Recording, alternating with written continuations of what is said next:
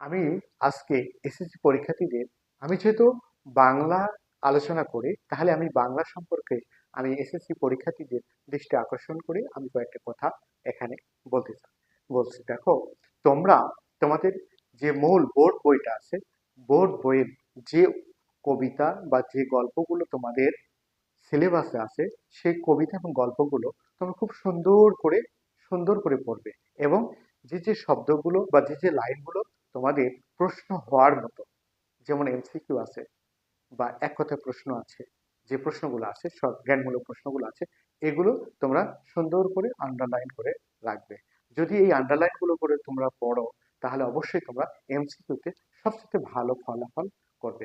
এমসিকিউর জন্য এজন্য মূল বইয়ের উপর কোনো বই নাই। তুমি বাজারে যে কোনো গাইড করবে, দেখো যে হাজার হাজার তোমাকে পড়তে হচ্ছে, হাজার হাজার নৈর্ব্যক্তিকের হাজার হাজার তোমাকে প্রশ্ন করতে হচ্ছে। তারপরে তুমি নৈর্ব্যক্তিক সঠিক পাবে কিনা, বা নৈর্ব্যক্তিকে, তবে বিভিন্ন বাজারে যে বিভিন্ন গাইড বই আছে সেখানে তোমার কিছু ভুলও থাকে, কিন্তু মূল বই যদি তুমি পড়ো তাহলে সেখানে তুমি কোনো ভুল পাবে না।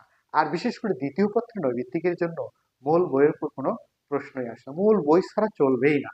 মূল বই যদি তুমি ভালোভাবে আয়ত্ত নিতে পারো, তাহলে তুমি দেখবে তোমার জন্য এমসিকিউ খুব সহজ হয়ে গেছে।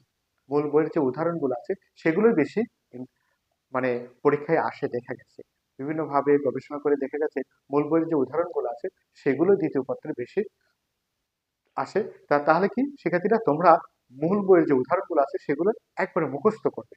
এবং যে ব্যাকরণের আরেকটা বিষয় তোমরা জানো, যে ব্যাকরণের সংজ্ঞা, যে সংজ্ঞাগুলো আছে সেই সংজ্ঞাগুলো যদি তোমার আয়ত্ত থাকে, তাহলে কিন্তু তুমি কিন্তু সহজেই নৈর্ব্যক্তিক গুলো অ্যান্সার করতে পারবে, কারণ সেই আলোকেই তোমার প্রশ্ন আসে।